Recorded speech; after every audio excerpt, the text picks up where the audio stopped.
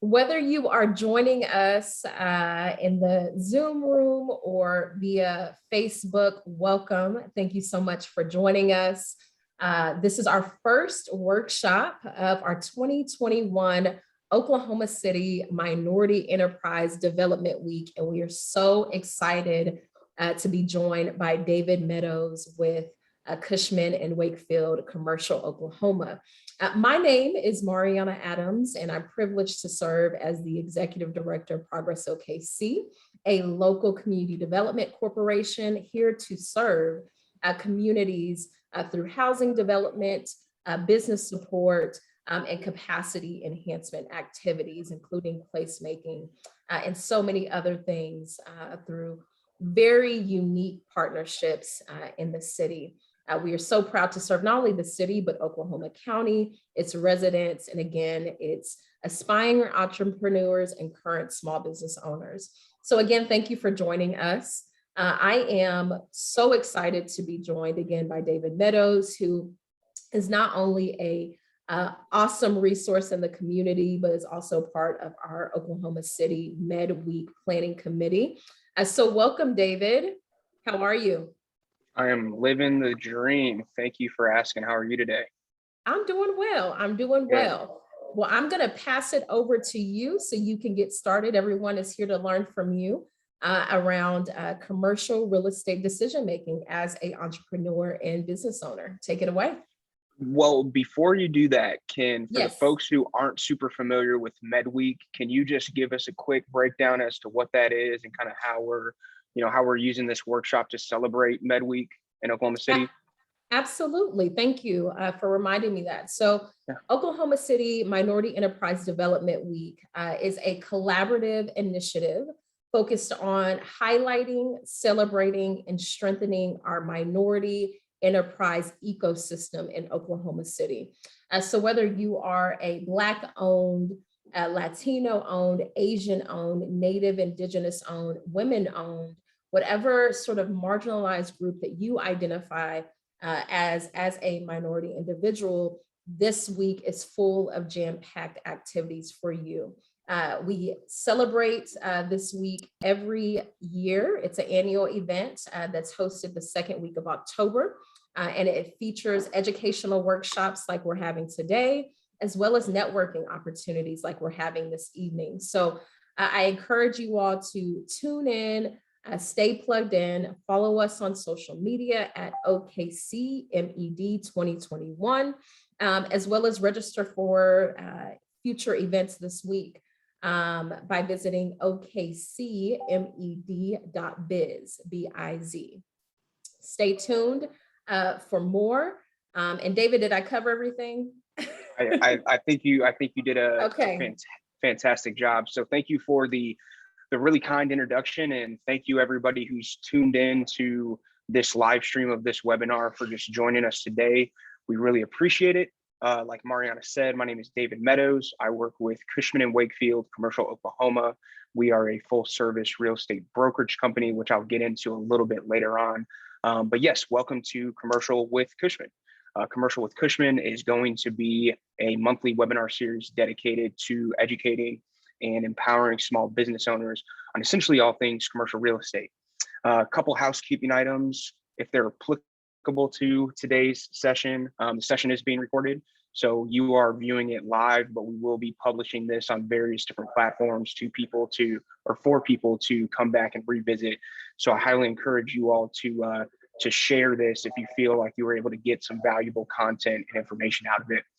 If you do have microphone capabilities, please make sure to mute your microphone just to be courteous to others and everybody else tuned in.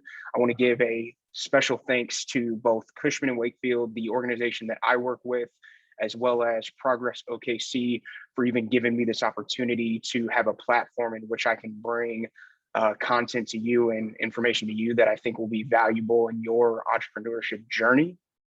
I also want to encourage and highlight, again, kind of going back to what Mariana was saying earlier, that everybody check out www.okcmed.biz. That's where you're going to get information on all of the week's programming and events that are happening this week to celebrate Minority Enterprise Development Week.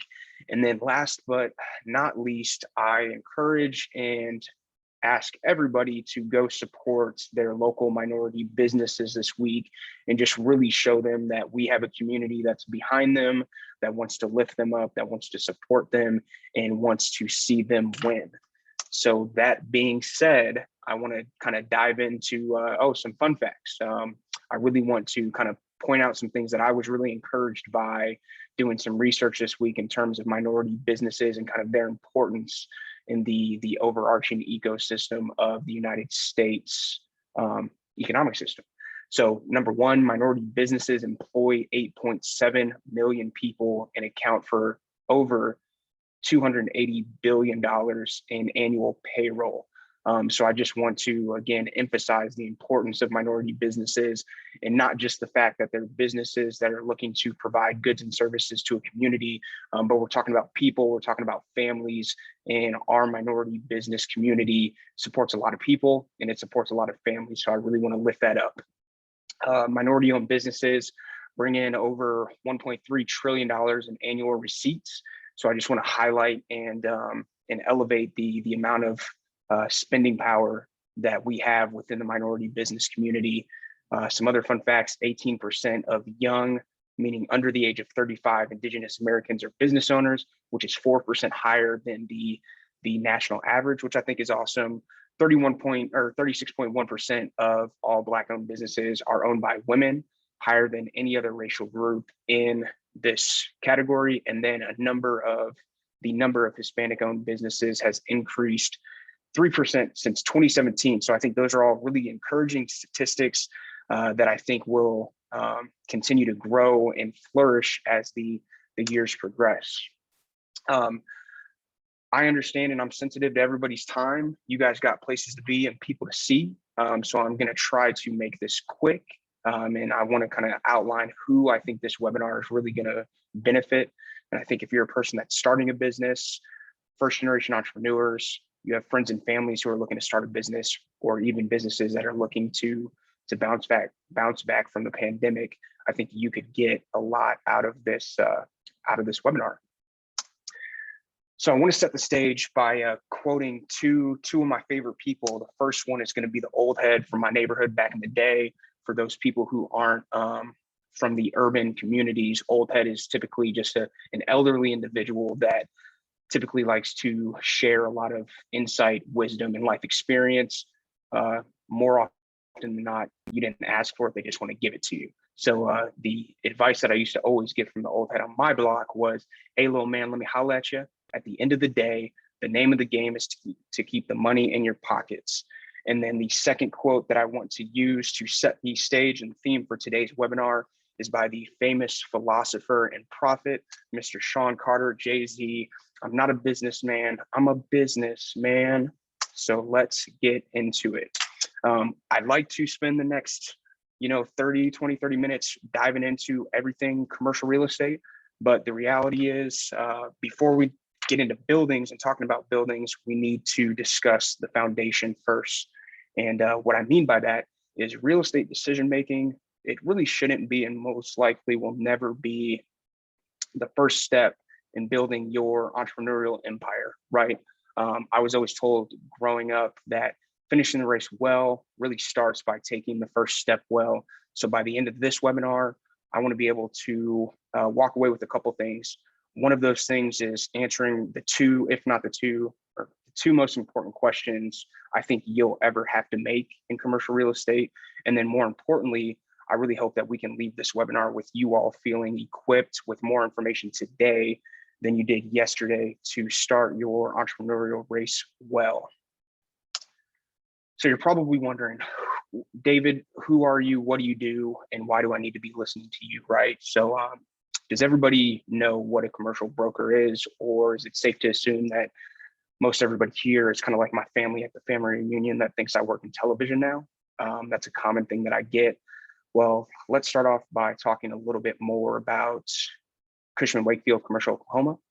We are a full service commercial real estate brokerage firm, which, if you're not familiar with commercial real estate brokerage, at the core of everything we do, we work hand in hand with clients, advocating and advising them through all decisions and aspects of a commercial real estate transaction. A couple examples of this could be a small business owner looking for new space to lease, so we could represent them as the tenant of a new space. Or let's say your business and your company grows out of a space that you own and you're looking to sell that space to get into a new space. We could represent you, advocate for you, and advise you on how to market your property and get it sold, right? So that's essentially what we do. Cushman & Wakefield, I guess I like to, let me kind of take it a step back. I like to use the analogy of commercial real estate brokers are like a GPS, right? GPSs, they'll help you get to a destination faster, safer, and more efficiently.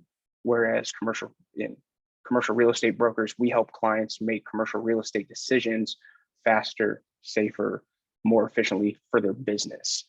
Since 2019, Cushman & Wakefield, Commercial Oklahoma, has transacted on over $200 million worth of commercial real estate transactions, as well as covered over 5 million square feet in commercial real estate. What does that mean? It means that we're the Garmin of commercial real estate GPSs. Sorry to all my Google and Yahoo Maps users out there. I myself joined the Oklahoma City Cushman team with a specific focus on office leasing and sales, but we do have teams that focus on industrial, retail, multifamily, and raw land. So for the sake of today's webinar and really get into the nuts and bolts of things, I want to use the stories of T and D to kind of really hit home. So this is T and this is D. T, she's a minority, comes from humble beginnings, so she doesn't come from money, but she's hardworking, she's talented, and she loves to bake, right? And then we have D, who also happens to be a minority, comes from humble beginnings, is hardworking, talented, and loves to bake. So picture this, right? It's a pretty cold 2020 day in March. We'll say the 12th. It's a Tuesday, right? Both T, both D, they wake up, they get ready, hit the local Scooters Coffee drive-through to get their morning coffee, make it to the office 15 minutes early. It's like clockwork, nothing too crazy, nothing too abnormal, right? Wrong. This night, this monster we now know as COVID-19 decided to show up in full Megatron mode and turn our world upside down. So, within 2 weeks, D and T, they get laid off or they get furloughed. They don't have a job anymore. They have to figure something out, right? Sounds pretty relatable, I think. Thinking that there's no better time than the present. Both T and both D, they decide to showcase their talent and love for baking by starting their own vegan chocolate company. I think they want to be the 2021 Willy Wonkas. So what's interesting is that's where the similarities in these stories kind of end. So eager to bring this dream to a reality, I'll start with D. I'll start with T. T decides that she wants to, take it slow, really map out her roadmap to success, and then we'll come back to her in a bit. On the flip side, we have D. D, she's desperate to start rolling in the dough, making that money, and she thinks that because she sold candy bars back in high school, that she's already got the $1 million plan figured out. Her logic's pretty simple, right? She sells a candy bar for $5. All she has to do is sell 200,000 candy bars, and boom, she's a millionaire.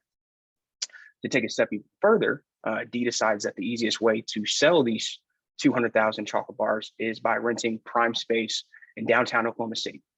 The space is way more space than she'll probably ever need, but the rent's only $3,000 a month. And that means D would only have to sell like 200 chocolate bars a month to make that work. You do the math, 200 chocolate bars, 30 days on a calendar, it's about 20 chocolate bars a day. Somebody get a bucket because it's about to be raining money. Well, while we're waiting for the storm to come in, let's go talk about T a little bit more. So T, scrolling through Instagram, she sees this post and it's interesting because it says 1 in 5 businesses fail in the first year. She's like, okay, well, I don't want to be another statistic. I don't want to be one of those 5 businesses. So even though she has a lot of faith and the ability for her to succeed in this new chocolate bar business, She starts doing some research. And while T starts doing some of this research, she comes across a couple of really interesting resources. One of those being Progress OKC, another one being the Oklahoma Small Business Development Center, and then another one being SBA, aka the Small Business Administration. The Oklahoma Small Business Development Center is a center that was established in 1984, and it provides confidential, high quality, no cost entrepreneurial and small business management advising in order to help Oklahomans grow and start small businesses. Their tagline is, "We're committed to growing Oklahoma's economy one small business at a time." In 1953, the U.S. Small Business Administration, better known as the SBA, was born, and it was essentially developed to help small business owners and entrepreneurs pursue the American dream. SBA, interestingly enough, is the only cabinet level federal agency dedicated to small businesses and providing counseling, capital, contracting expertise as the nation's only go-to resource for and voice for small businesses. I know what you're thinking, right? David, you mean that there's resources available, often free, for me to get plugged into that'll help me come up with a business plan, registering my business on a federal level, on a state level, finding resources that'll help me with operations and systems, and even get me connected to capital resources and lenders? Yeah, the answer is yes. So let's get back to T's story. All right, where were we? Okay, that's right. So T found out about these resources like the Oklahoma Small Business Development Center, SBA, Progress OKC. So T gets connected with these resources. They help her develop her roadmap to success. Through this process, T learned a lot about important business topics like revenues, profits, expenses, human resources, cost of goods, and so much more, right? Well, when this is all said and done, T is able to determine that in her first 3 years of business, she would most likely generate approximately $100,000 in revenue and make an approximate profit of $45,000 a year annually.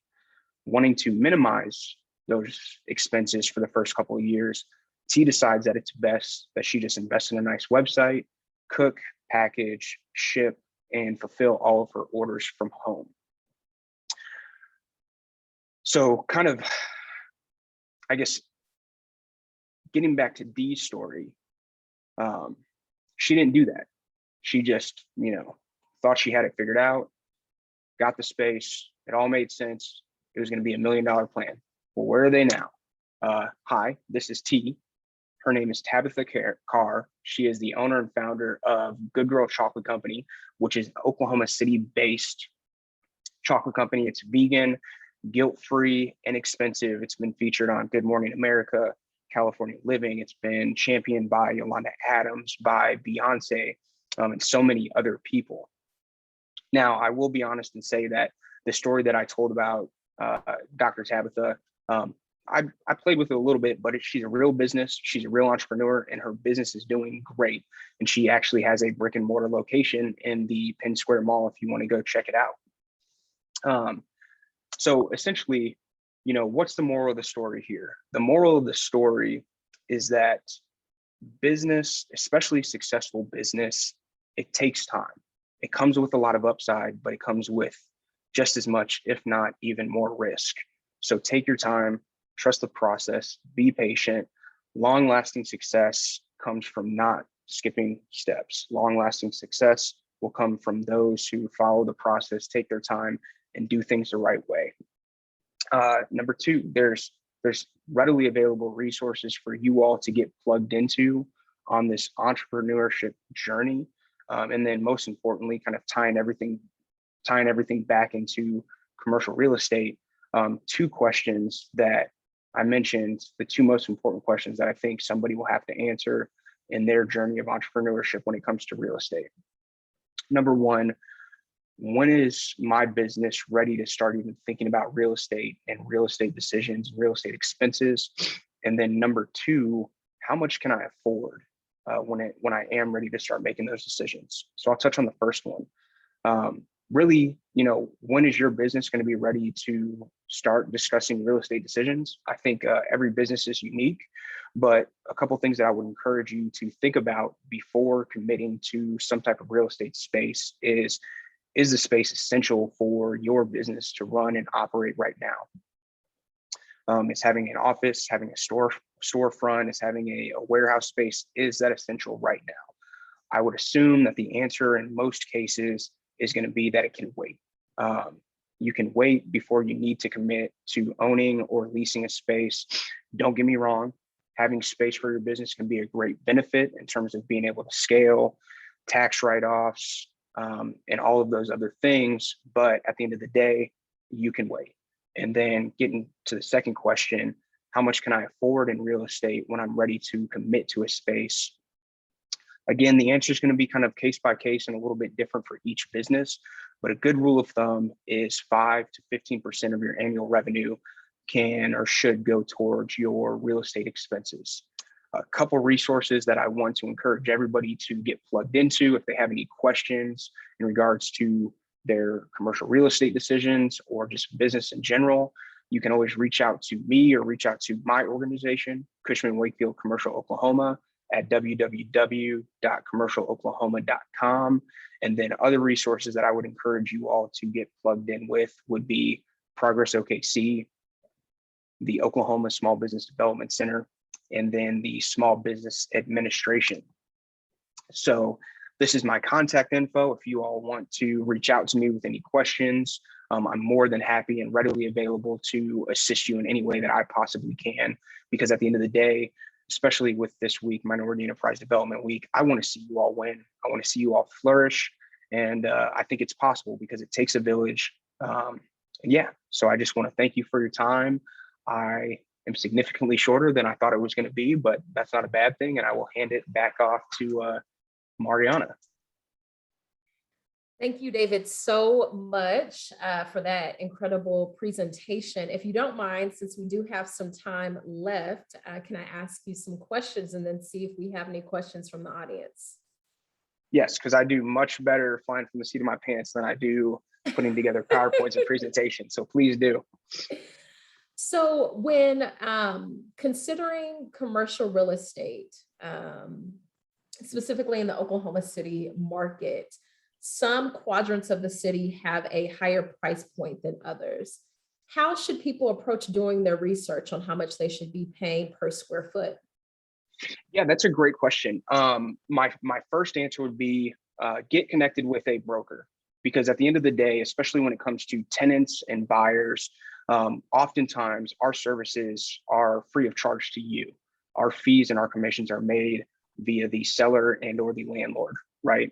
So what I would say to that is get connected with somebody like myself, a broker here in Oklahoma City.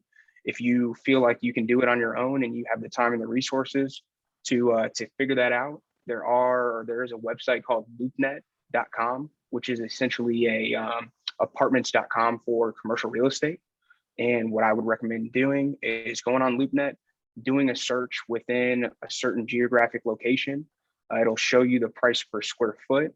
I guess let me kind of explain that too. So in commercial real estate, how rents are priced, typically what you'll see is a price per square foot. So to give you an example, let's say you have a space that's 1,000 square feet, and that space is $12 a square foot. So you'd multiply the 1,000 square feet by the $12 a square foot, and then that would give you your annual rent. So $12,000. And then you would just divide that by however many months, 12 months, you'd be looking at about $1,000 a month in rent. But kind of getting back to what I was saying earlier, LoopNet is a free resource. It's a website that you can go on. You can search within a geographic location, see what spaces are charging per square foot, do a little bit of math, and then figure out what's fair or what's kind of average in the market at that time. Okay. And then on top of, I have heard, I'm married to an entrepreneur, of triple net, right? So on top of just the rent, you may be responsible for other obligations. Could you go into that? Yeah. So when you start getting into terminology like triple net and modified gross and full service gross, you're speaking to a lease structure. So when you have a landlord or a commercial real estate investor that is looking to secure tenants in the building, depending on how they want to structure their leases, that's where triple nets can come into play. And essentially what that means in very easy terms is triple nets are the operating expenses that a landlord or a real estate investor will pass through to the tenant. So I guess if you wanted to use the analogy of residential, right? I go to lease an apartment. And when I go to lease this apartment, they tell me it's $1,000 a month.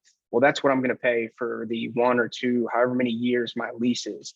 Whereas in commercial real estate, if you have a triple net lease, the property taxes, the property insurance, any maintenance done to the building and to the common areas, triple net expenses are essentially those expenses being packaged together. And instead of the landlord being responsible for paying those on an annual basis, they'll pass those through to you as the tenant. Okay.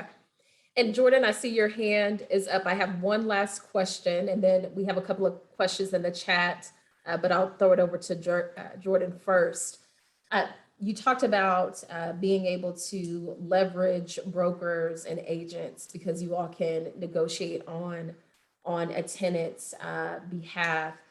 Could you tell me a little bit more about that? I know in previous conversations, we talked about a tenant's right to negotiate improvements or different things like that.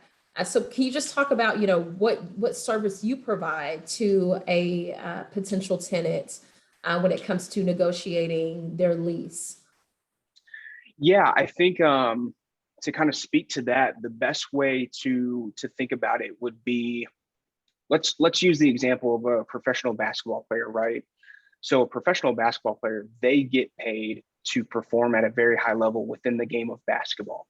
So from the age of however years old they are when they start to however old they are today playing in the NBA, they spend countless hours a week focusing on developing their skills and knowing how to just be great.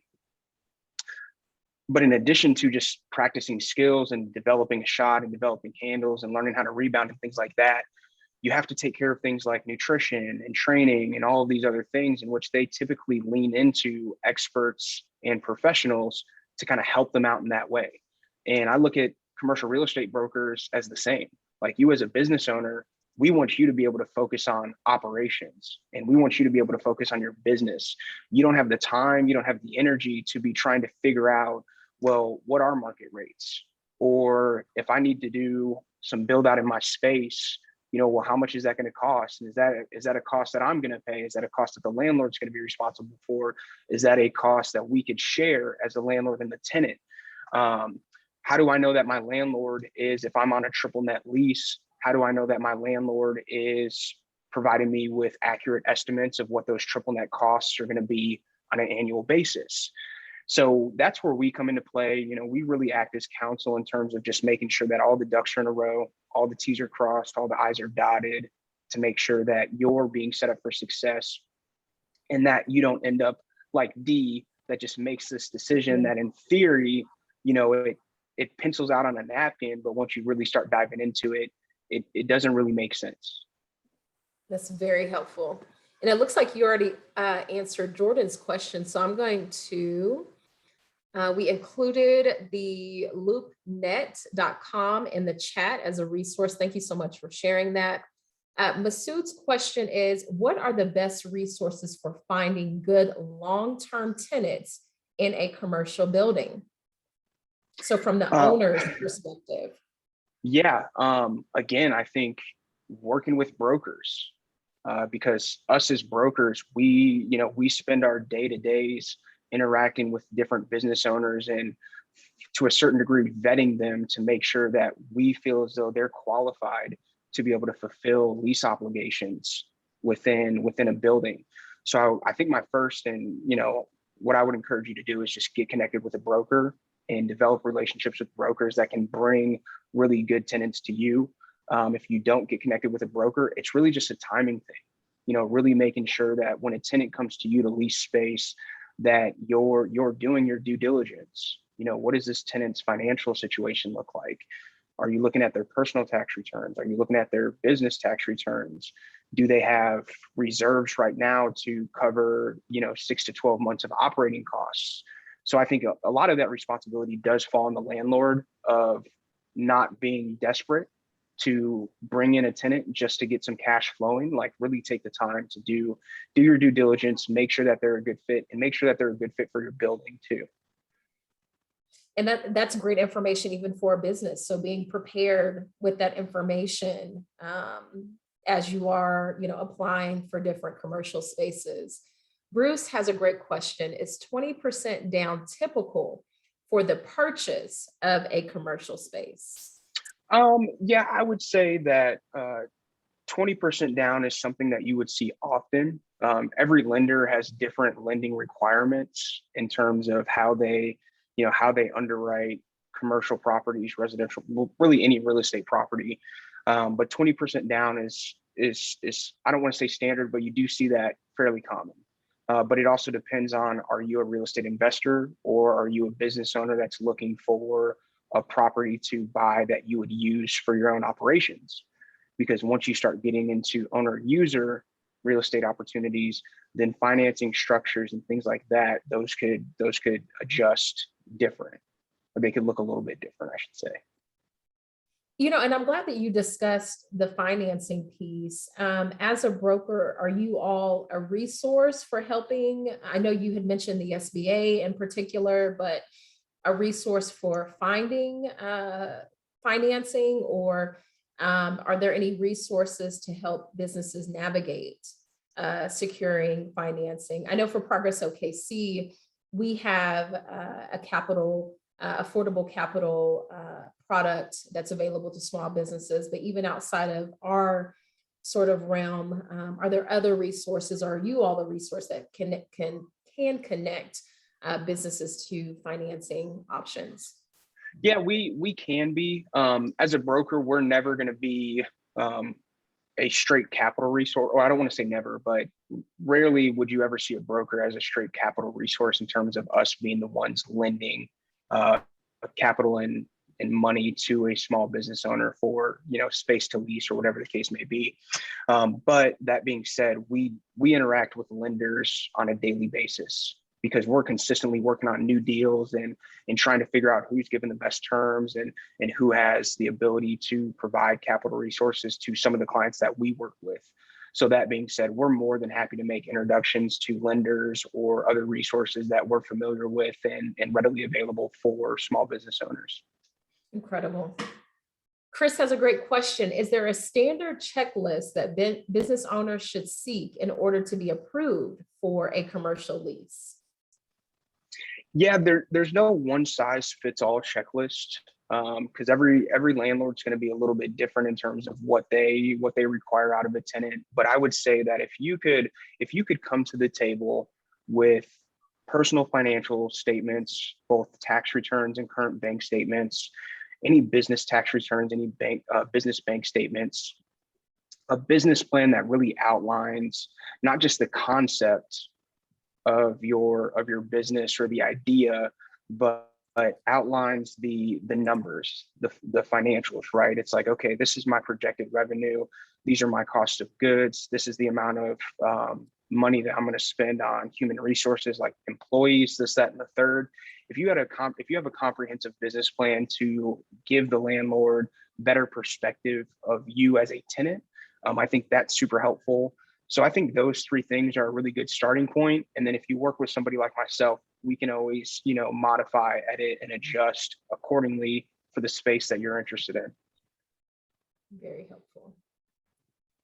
Thinking about terms, is there a standard term when it comes to negotiating commercial leases, or it just depends on the business? Yeah, I would say that every product type is going to be a little bit different. So Okay. I kind of spoke to it earlier, but you have office, you have retail, you have industrial, you have multifamily and raw land.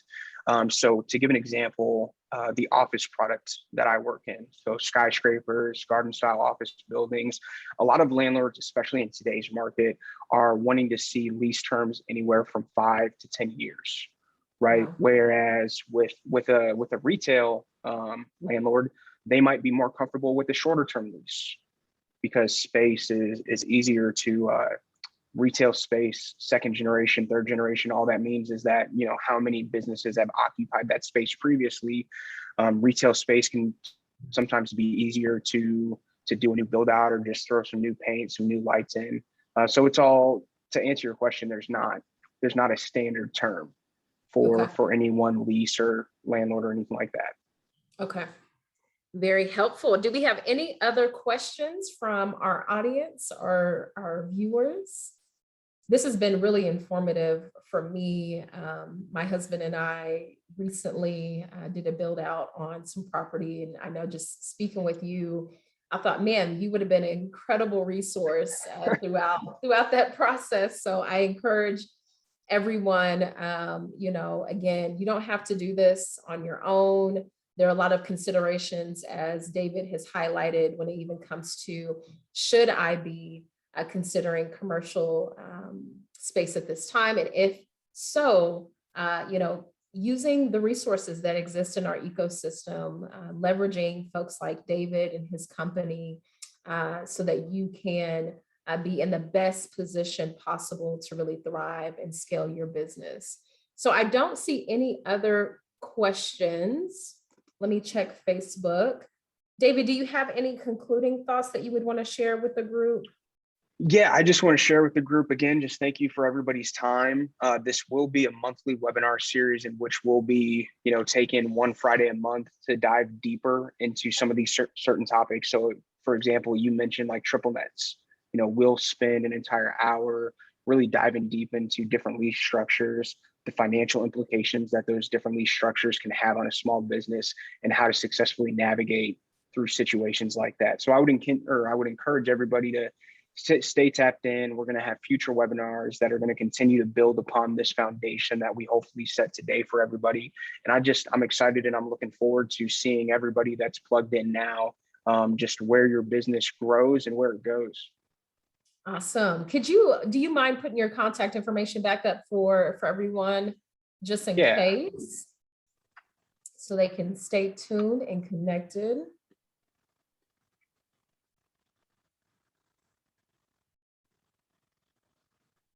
I think this should bring it up. There we go.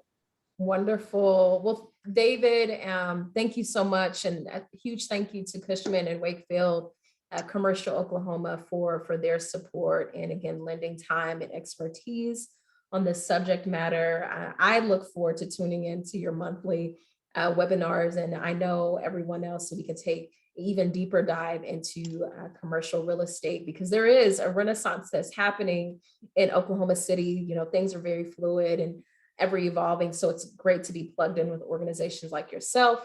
Again, this is our first workshop of the week. Look forward to additional workshops every day at noon, tomorrow through Friday. Visit okcmed.biz to register.